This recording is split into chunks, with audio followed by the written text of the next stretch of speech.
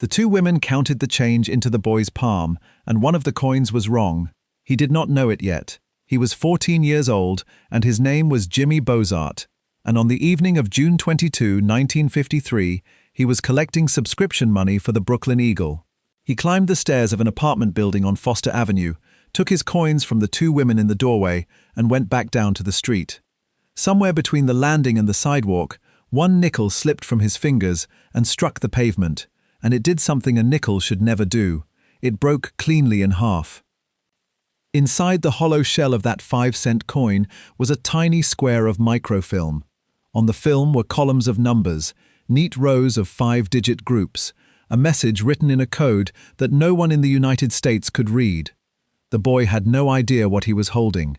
Neither did the police officer he happened to mention it to a few days later. Neither, for almost 4 years, did the most powerful investigative agency in the world. That nickel had been manufactured to look ordinary, and it had done its job perfectly. It was a message meant for a Soviet intelligence officer living quietly somewhere in New York City, and the man who ran the network that coin belonged to would go on hiding in plain sight for 4 more years in an artist's studio in Brooklyn, painting portraits, developing photographs, chatting with neighbors who believed he was a shy retired photographer named Emil. The Federal Bureau of Investigation would hold a fragment of his secret world in an evidence drawer in Washington. They simply could not read it, and they had no idea whose it was. Before we go further, I want to ask you something small. Cold War Impact is a little channel, and lately the numbers have been sliding in a way that makes it harder to keep producing these deep dives. If you find stories like this one worth your time, the single most helpful thing you can do is subscribe, leave a comment, even a word or two, and share the video with someone who loves history. Every interaction tells the algorithm this work is worth showing to other people. Now, back to the coin, and to the man it belonged to. The man the world would come to know as Rudolph Abel did not exist. That is the first thing to understand about him, and almost no one understood it for years. When agents finally arrested him, he gave them a name, and newspapers printed it, and it entered the history books, and it was false. It was not an alias in the ordinary sense of a spy using a cover. It was a signal, a coded message folded inside a single word, and only Moscow knew how to read it. But we will come back to that name, because the meaning of it is the key to the whole story. To understand the signal, you first have to understand the man. And the man was born a very long way from Brooklyn. He was born William August Fisher on July 11, 1903, in a row house in the Benwell district of Newcastle upon Tyne, in the industrial north of England. His parents were Russian revolutionaries living in exile. His father, Heinrich Fischer, had studied and agitated alongside a young Vladimir Lenin at the Technological Institute in St. Petersburg, had been arrested for sedition and had fled the Russian Empire for the coal and shipbuilding country of northeastern England. There he found work as an engineer, and in his spare hours he served the revolution he had left behind, smuggling firearms and revolutionary literature back across the sea toward the Baltic coast of Russia. The Fisher household was a place of politics and machinery, of foreign languages and dangerous errands, and the boy absorbed all of it. So the boy grew up English. He spoke with the accent of Tyneside. He went to school near the coast, won a scholarship, and showed a scattered kind of brilliance that never quite settled on one subject. He was strong in mathematics and science. He drew and painted with real skill. He played the guitar, and above all he loved radio. As a boy he built his own crude transmitters and receivers, teaching himself the invisible language of the airwaves, a skill that would define and eventually consume the rest of his life. At 15 he became an apprentice draftsman at a shipyard on the River Tyne. He qualified for a place at the University of London, and his family could not afford to send him. Then, in 1921, the family went home. Not home to England, which was the only home young William had ever really known, but home to Russia, to the new Soviet state his father had spent his life fighting to create. William Fisher, the boy from Newcastle, became William Genrikhovich Fisher, a citizen of Soviet Russia. He worked as a translator for the Communist International. He served as a radio operator in the Red Army, and in 1927, at the age of 24, he was recruited into the intelligence service that would one day be known to the world as the KGB. That same year he married a young harpist from the Moscow Conservatory named Elena, and 2 years after that they had a daughter, Evelyn, who would one day walk into a consulate in Berlin and play her own small part in her father's release. For the next decade, Fischer was a radio man in the shadows, an operator sending and receiving for Soviet networks across Europe, in Norway and Turkey, in Britain and France. He was very good at it. Quiet, precise, patient, technically gifted. He was the sort of man who could sit for hours over a wireless set in a cold room, transcribing coded traffic without error, and then close the door behind him and blend instantly back into a crowd. In the middle of the 1930s, he was brought back to the Soviet Union to run a school, a place where he trained the radio operators who would serve future illegal residencies abroad. He was, in other words, not merely an illegal himself, but one of the men who taught others how to be one, a master of the specific and unforgiving craft of clandestine radio. That expertise, the ability to build a set, to hide it, to reach Moscow across thousands of miles without being caught by the direction finders hunting the airwaves, was a rare and precious thing, and it made him valuable in a way that few other agents could match. And then, in the late 1930s, the machine he served turned on the people who ran it. Joseph Stalin's Great Purge swept through the intelligence services, and officers of foreign birth with foreign relatives were exactly the kind of people who tended to vanish into the cellars of the secret police. Fischer had been born in England. His brother-in-law was accused of Trotskyism. By every logic of that paranoid time, he should have disappeared. In 1938, he was dismissed from the service. He survived. A great many men in his position did not, and he knew it. The war brought him back. After the German invasion of the Soviet Union in 1941, the country needed every skilled operator it had, and Fischer was discreetly reinstated. He trained radio operators for clandestine work behind enemy lines. And he took part, in a technical role, in one of the most successful radio deception campaigns of the entire war, a long-running game in which captured German transmitters were used to feed false information back to German intelligence, drawing enemy resources into empty air. It was patient, meticulous, invisible work, the kind that never appears in the headlines but quietly shapes the outcome of a war. His superiors took note of the quiet man who never made mistakes. When the fighting ended and the next war, the Cold One, began to take shape across a divided Europe, Soviet intelligence found itself with a new and urgent need. It needed men who could disappear into the West, men who could become someone else entirely and live that lie, flawlessly, for years on end. The Soviets had a particular word for this kind of agent. They called them illegals. It is worth pausing on that word, because it is the heart of everything that follows. An illegal was not a spy working under diplomatic cover. A diplomat caught spying simply gets expelled from the country. He has an embassy standing behind him, a passport that protects him, a title that grants him immunity. An illegal has none of that. An illegal enters a foreign country under a completely false identity, with forged papers and an invented past, and lives among ordinary people with no protection whatsoever. If he is caught, no government on earth will admit that he exists. He is entirely alone, and he knows he is alone every single day. It was the most dangerous work in the entire world of intelligence, and it demanded a very rare kind of human being. Someone disciplined, patient, endlessly adaptable, emotionally self-contained, and above all forgettable. Fischer was all of those things. And so, in 1948, the Soviet Union prepared to send its quiet, English-born radio man across the ocean to the United States. The journey itself was a small masterpiece of deception, and it shows exactly the kind of tradecraft that defined him. In the autumn of 1948, he left Moscow by train, bound for Warsaw, carrying a Soviet passport that he discarded once it had served its purpose. He then crossed Europe using the American passport of a man named Andrew Coyotis, a naturalized United States citizen of Lithuanian origin who had died while visiting relatives abroad, his identity harvested by Soviet intelligence for exactly this kind of use. Traveling as the dead Coyotes, Fischer sailed from France across the Atlantic to Quebec, made his way to Montreal, and on November 17, 1948, he crossed the border into the United States. A dead man walked into America.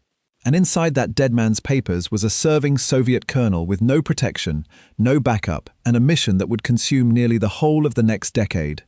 Once inside, he shed the dead man's name and became another ghost. His main working identity was Emil Robert Goldfuss, and that name too came from a grave. The real Emil Goldfuss had been an infant who died at 14 months of age, born in New York in 1902. Soviet intelligence had obtained the dead child's birth certificate, and now a man of nearly 50 carried it as proof of who he claimed to be. To Moscow, in the coded traffic of the airwaves, he was known simply as Mark. He kept other papers as well, other names for other purposes. A man called Martin Collins among them, ready to be produced when a situation demanded a different face. But it was as Emil Goldfuss, the mild-mannered artist and photographer, that he would build his outward life in New York, and it was a life he built with great care. His mission was among the most sensitive that the Soviet Union possessed. He had been sent to help manage and rebuild the underground networks that gathered America's most closely guarded secrets, including what remained of the espionage rings that had penetrated the American atomic program during the war.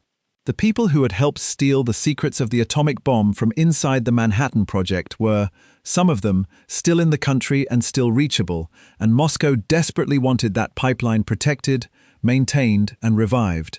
Among the assets connected to this world were a dedicated American communist couple who had served for years as couriers, and their most valuable source had been a young physicist who passed detailed information out of the laboratory at Los Alamos. In recognition of the network's earlier triumphs, Fisher was awarded a high Soviet decoration soon after his arrival. On paper, at least, he was one of the most important Soviet agents anywhere in the Western Hemisphere. To understand why a man like Fisher was worth sending at all, you have to understand the wound that Soviet espionage had already inflicted on the United States, and the panic that followed once America discovered it. During the war, while the two nations were nominally allies against Germany, Soviet intelligence had reached inside the most secret project in American history, the effort to build the atomic bomb. Physicists and technicians, sympathetic to the Soviet cause, had passed out detailed descriptions of the weapon's design, and dedicated couriers had carried that material north and eastward to Soviet handlers. When the Soviet Union tested its own atomic bomb in 1949, years earlier than American experts had thought possible, the espionage was a large part of the reason why. The hunt for the people responsible tore through the early 1950s like a fever, and it was into the dangerous aftermath of that hunt that Fisher had been dropped. His job was not to start something new so much as to salvage and protect what was left of something enormous that was now under mortal threat. The reality on the ground was far harder than the paper suggested. The great atomic spy rings of the war years were coming apart under relentless pressure from American counterintelligence. When Julius and Ethel Rosenberg were arrested in 1950, the danger rippled outward through the entire Soviet underground in America, and Fisher had to spend his energy not gathering new secrets but keeping his people safe, helping a key courier couple slip out of the country by way of Mexico before the net could close on them. Much of his early time in the United States was spent this way, doing the patient, grinding, invisible labor of holding a damaged and frightened network together while staying perfectly hidden himself. It should be said plainly, because it matters for the truth of the story, that historians who have studied his case with care caution that the American press later exaggerated just how much this one man actually achieved in terms of stolen secrets. What is beyond dispute is that he lived the illegal's life with extraordinary discipline for the better part of a decade, undetected, and that in itself was an achievement that almost no one else could have managed. To his neighbors and acquaintances, Emil Goldfuss was a quiet gift of a man.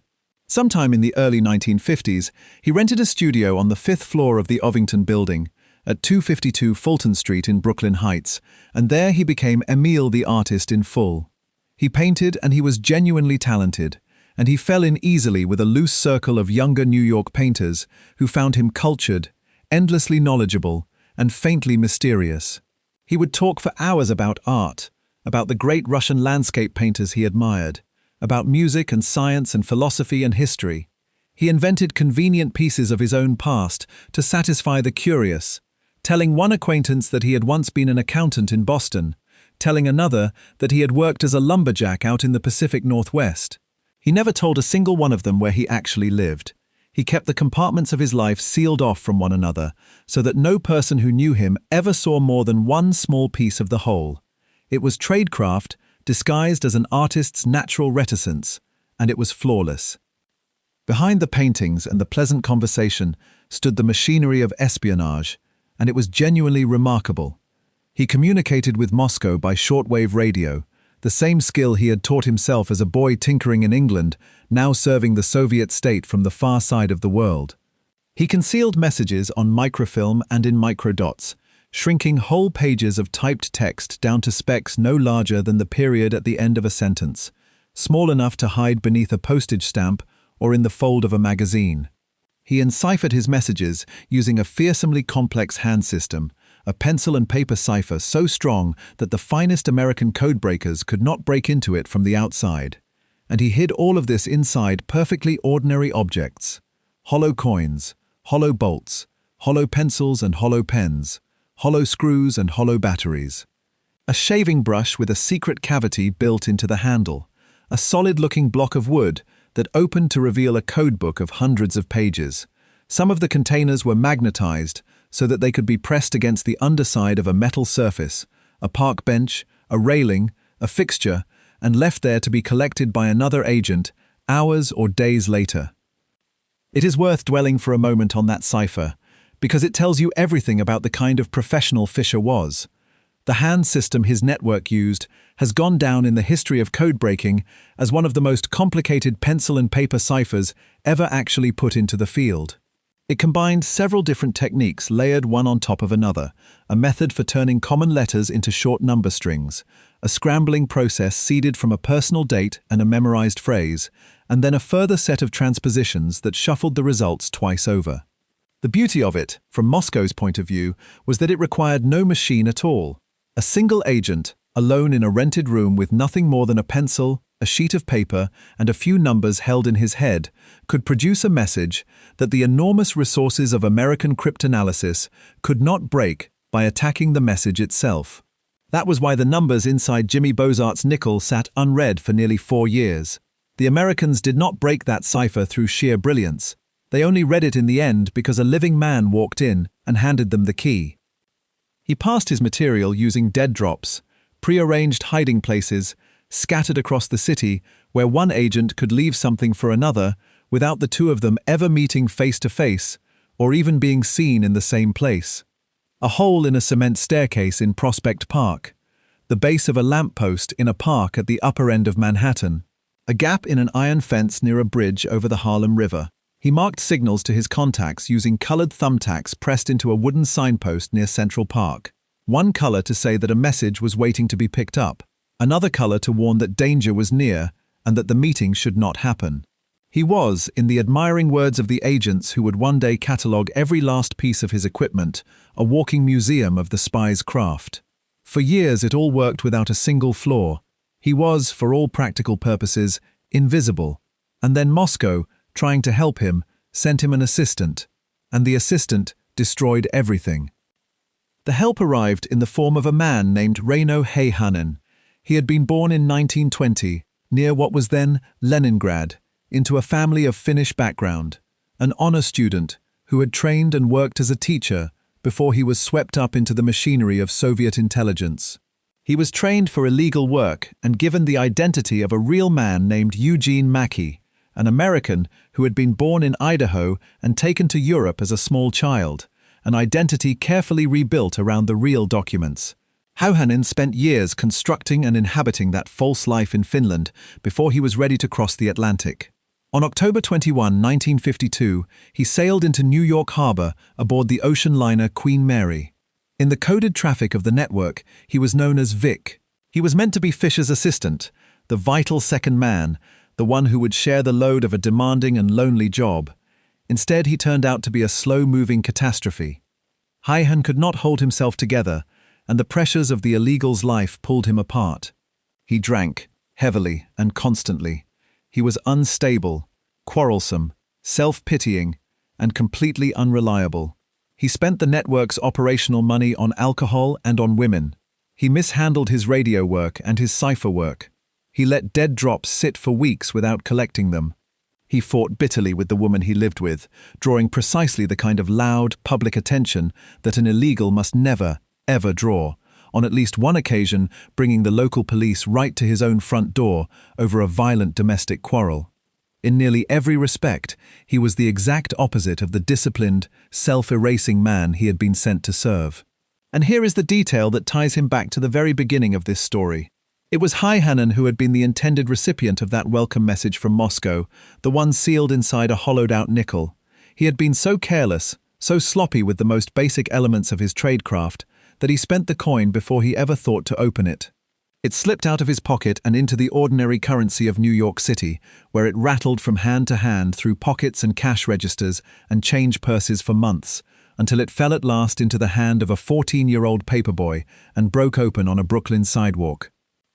By 1955, Fisher had had more than enough of his assistant. He was exhausted, worn down by years of the work itself, and by the constant additional burden of a partner who generated far more danger than he ever relieved. Fisher returned to Moscow for roughly 6 months of rest and recovery, leaving Heihanen in nominal charge of affairs in New York. And when he came back, he found the situation in serious disarray. Old messages left uncollected, basic procedures ignored. The careful, silent machine he had built over years now running rough and loud and dangerous. He formally asked Moscow to recall his assistant and take him off the board. Moscow, after some delay, agreed.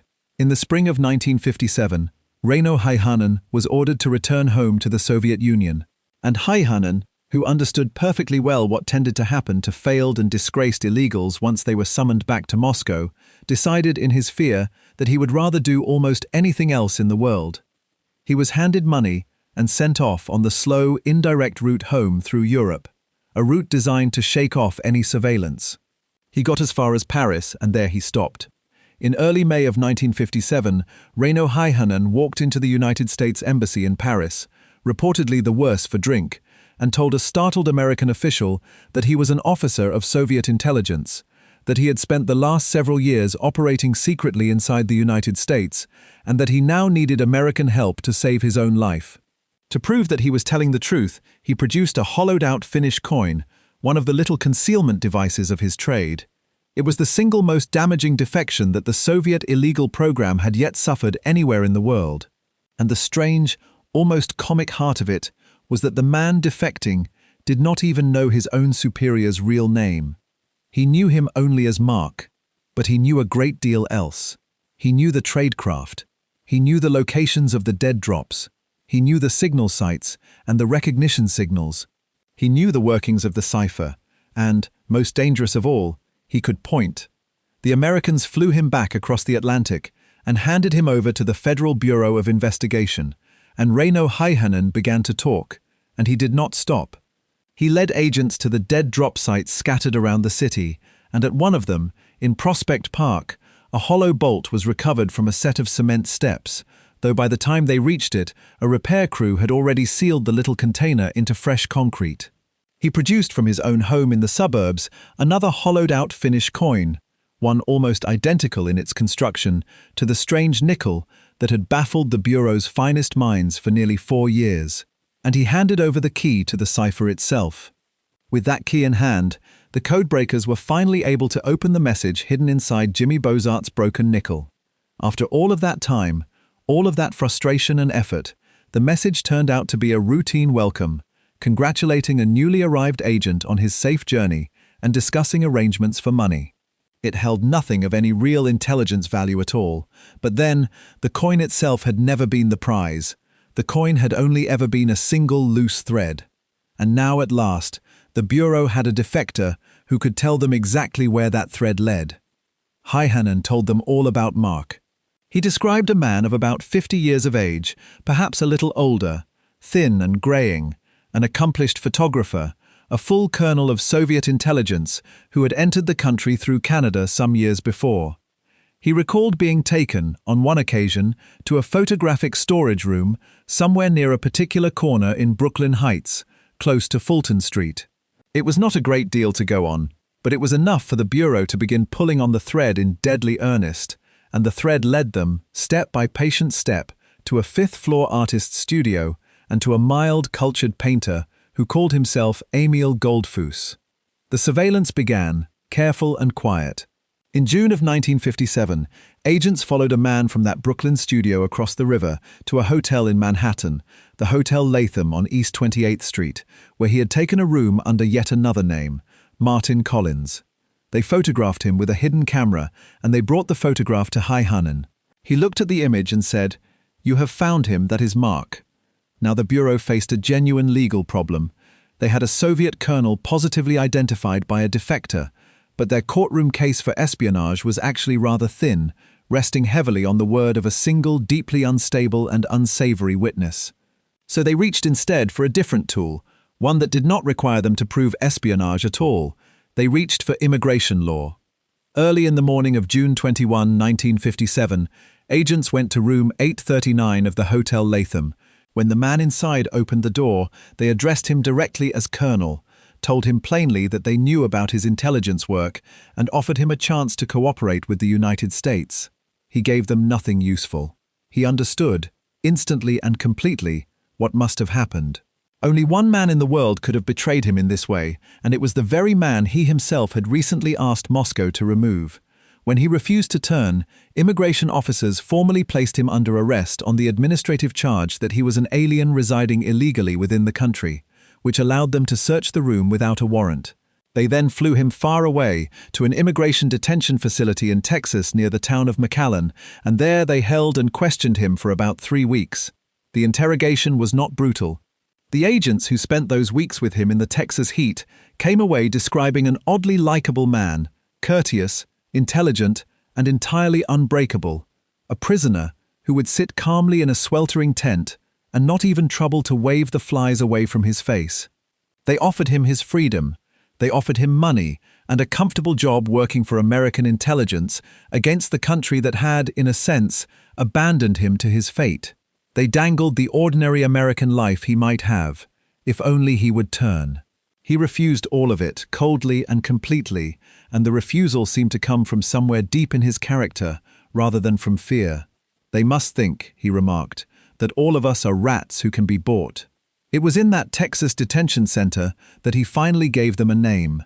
He told them that his name was Rudolph Ivanovich Abel. And here, at last, we arrive at the meaning of that false name, the thing that almost no one watching the case understood at the time, and that makes this story what it is. Rudolph Abel had been a real person.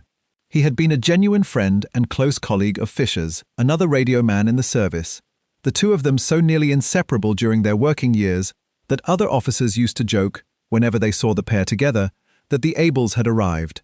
The real Rudolph Abel had died a couple of years earlier, of natural causes, and so, by deliberately taking his dead friend's name at the precise moment of his arrest, Fischer was sending a message that only Moscow would ever be able to decode.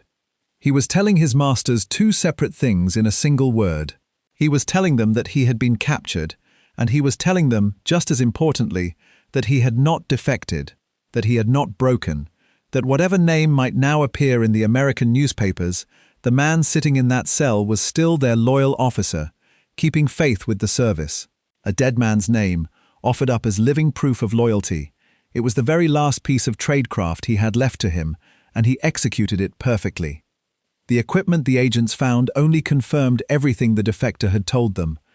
In his studio and in his hotel room, they discovered thousands of dollars in cash, a hollow block containing a thick Russian codebook, hollow pencils, and an array of other trick containers holding microfilm, cipher pads, cameras and film for producing microdots, and a key that opened a safe deposit box holding several $1,000s more.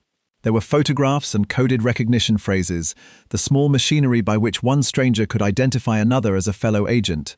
It was, as the investigators described it afterward, a virtual museum of modern espionage, every tool of the illegal's craft gathered into a single set of rooms.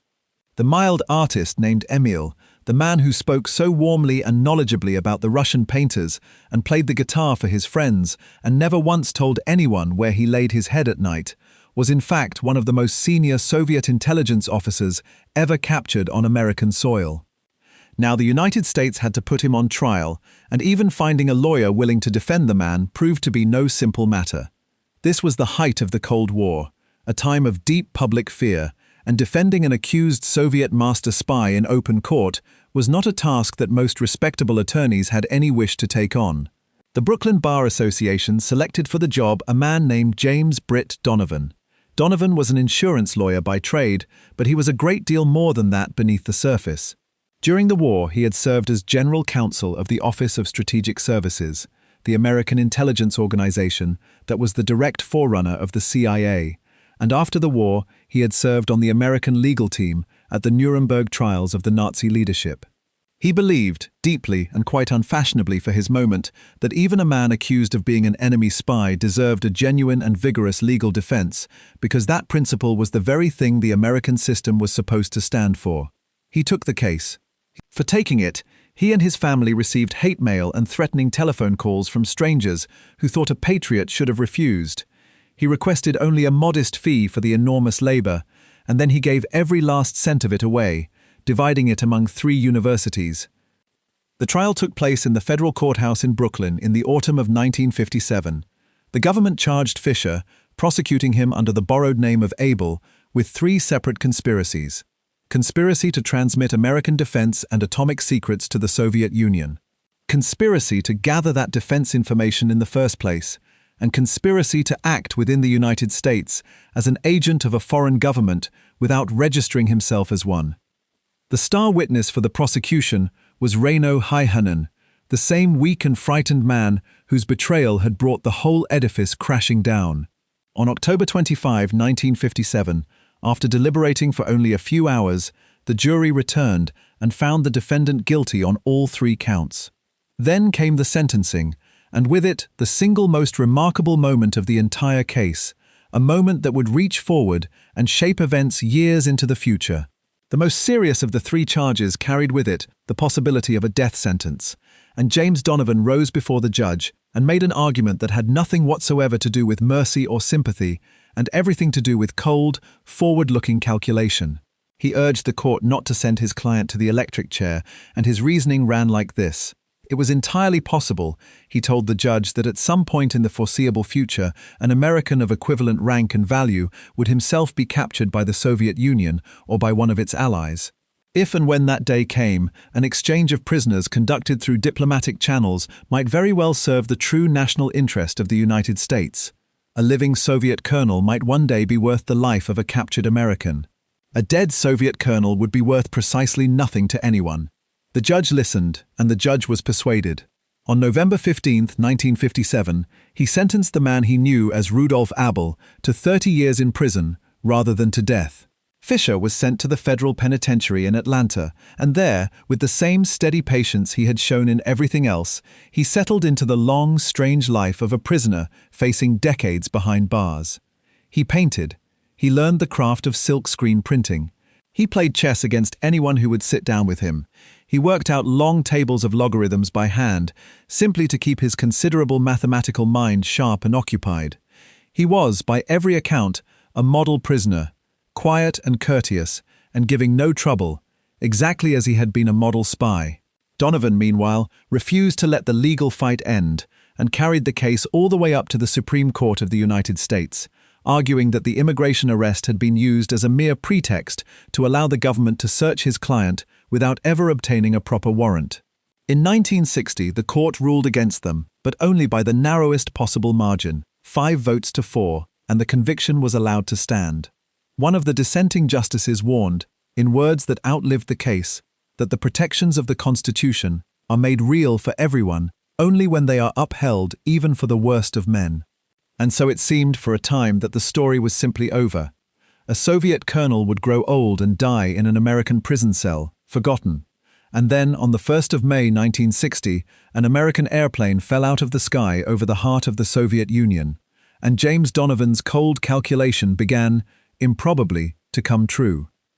His name was Francis Gary Powers, and he flew for the CIA. Why did one man in one airplane matter so enormously? The answer lies in the blindness of the age. In the tense standoff of the 1950s, the United States had a desperate and dangerous problem. It did not truly know what military forces the Soviet Union possessed, or where they were, or how many long-range bombers and missiles were being built behind the vast closed border of a secretive state.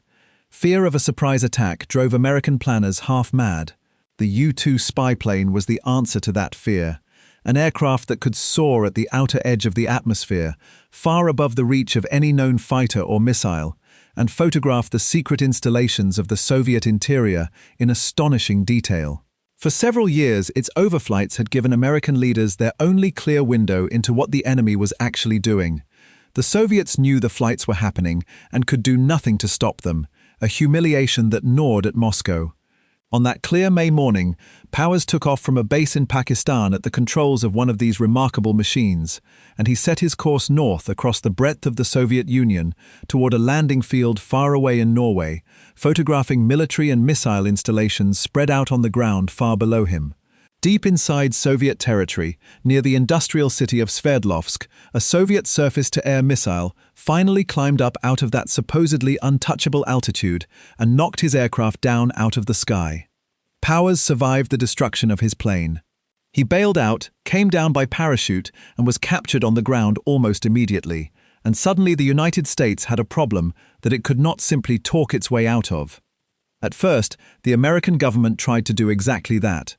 It put out a prepared cover story claiming that a civilian weather research plane had accidentally strayed off course near the Soviet border. It was a disaster in the making. The Soviet leader, Nikita Khrushchev, had deliberately laid a trap, holding back the crucial fact that the pilot was alive and in his hands. Once the American cover story was fully committed, Khrushchev sprang the trap in front of the whole world, revealing that he possessed both the wreckage of the plane and the living talking pilot, and the American lie collapsed in spectacular fashion. A major summit conference between the superpowers, which had been meant to ease tensions, fell apart in acrimony before it had truly begun.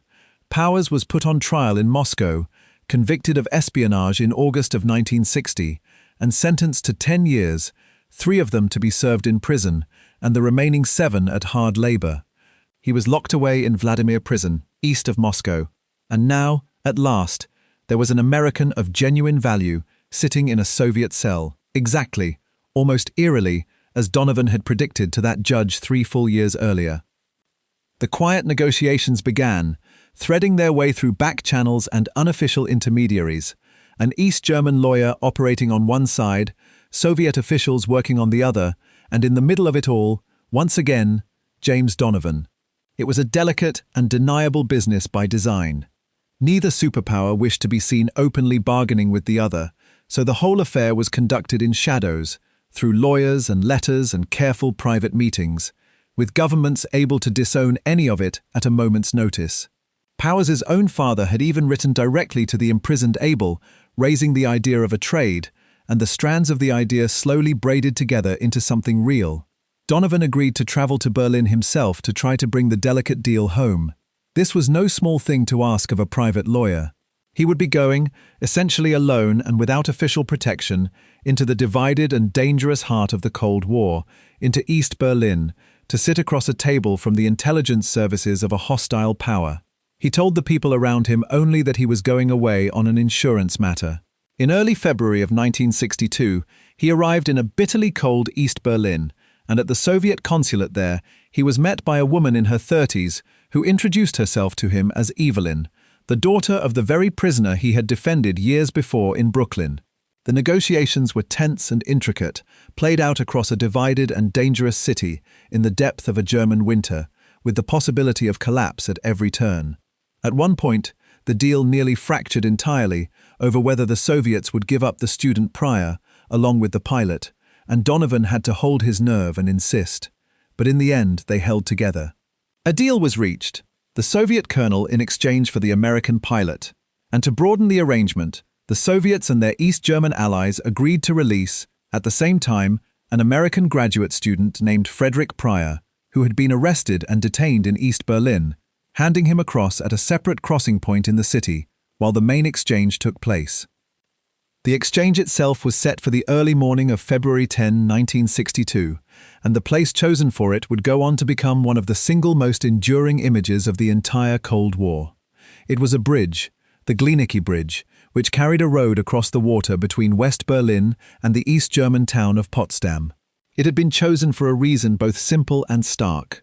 One end of that bridge stood firmly in the west, and the other end stood firmly in the east, and the invisible line that divided the two great armed camps of the world ran directly down the middle of it. In the grey and freezing light of that February morning, the two parties assembled at their opposite ends of the bridge. On one side, the American pilot, on the other, the Soviet colonel. Between them lay only an empty span of cold roadway and a single painted line on the surface. The reality of that morning was nothing like the tearful, dramatic scene that films would later invent for it.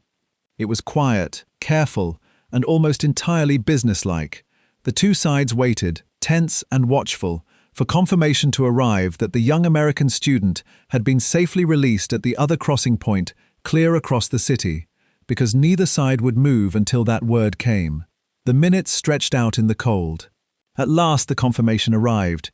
The signal was given, and Francis Gary Powers and the man the world still called Rudolph Abel walked past one another on the Glienicke Bridge, crossing in opposite directions toward their own waiting sides, barely so much as glancing at each other as they passed at the center.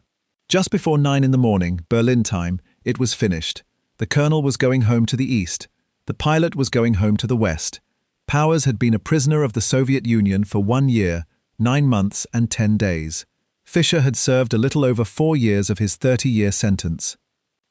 The man who walked back into the East was received in the Soviet Union, at least in public, as a returning hero, the loyal officer who had endured years in an American prison and had never once broken, never talked, never betrayed the service that had sent him. He was decorated with high honors.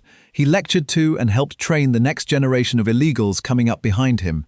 He even appeared on Soviet television and personally introduced a Soviet spy film to the viewing public. But the reception behind the closed doors of the intelligence service was considerably cooler than the public celebration might suggest, because the service could never be entirely certain what any man might have given away under years of unrelenting pressure in enemy hands. And Fischer himself, for his part, grew disillusioned and somewhat withdrawn in his final years. He had been a heavy smoker for his entire adult life, and in the end it caught up with him. On November 15, 1971, which was exactly 14 years to the very day after he had been sentenced in that Brooklyn courtroom, William Fischer died of lung cancer in Moscow. He was 68 years old. He was buried under his own real name, the English-born boy from Newcastle, who had spent almost the whole of his life being other people. Years afterward, the Soviet Union honored his memory with a commemorative postage stamp bearing his portrait, a spy made permanent and public in the smallest and most ordinary of objects, a fitting monument for a man who had once hidden his life's work inside hollow coins. There is a strange final irony in how the wider world eventually came to know this story at all. For decades it was the quiet property of intelligence historians and old case files. Then, in 2015, a celebrated American filmmaker made a major motion picture about the case, centered on the lawyer Donovan and his unlikely relationship with the spy, and the actor who played the quiet, watchful Soviet colonel won an Academy Award for the performance. Millions of people who had never heard the name William Fischer, and who had certainly never heard of the Hollow Nickel or the Ovington Building, learned a version of the story in a darkened theater. It was, in the main, a faithful telling, though, like all films, it invented dialogue and smoothed the rough edges of history into something more emotionally satisfying than the cold, near-silent reality of that morning on the bridge. There is something fitting, though, in the fact that the most private and self-erasing of men, a professional who spent his whole life making sure no one ever truly saw him, ended up portrayed on cinema screens all over the world. He had spent decades being other people. In the end, an actor spent a couple of hours being him. The others in the story each went their own separate way. James Donovan, the insurance lawyer who had defended a Soviet spy and then negotiated his release across a Berlin bridge, went on to accomplish one more genuinely remarkable feat of negotiation. He brokered the freedom of well over 1,000 prisoners captured during the failed Bay of Pigs invasion of Cuba, along with many thousands of their relatives, obtaining their release from Fidel Castro largely in exchange for food and medicine rather than money. He later served as president of the New York City Board of Education. He wrote a book about the Abel case that would one day inspire filmmakers, and he died of a heart attack in 1970, only 53 years old. His greatest work behind him. Reino Hayhanen, the defector whose personal weakness had unraveled the entire network, did not live very long at all. In February of 1961, before the bridge exchange ever took place, he died in an automobile crash on the Pennsylvania Turnpike. Over the years, a few people have wondered aloud whether that crash was truly an accident, given who he was and what he had done, but no evidence of foul play was ever established, and it is fairest and most honest to call it exactly what the official record calls it: a car accident. Francis Gary Powers came home to a decidedly mixed and unfair reception, was formally cleared of any wrongdoing in his conduct, worked for years afterward as a test pilot, and later as a traffic helicopter pilot in the skies over Los Angeles, and died in a helicopter crash in 1977. He was buried, with honors that came late, at Arlington National Cemetery. Fisher never wrote a true confession, never told the whole of his story, never once explained himself to the West. He kept the compartments of his life sealed shut to the very end, just as he always had.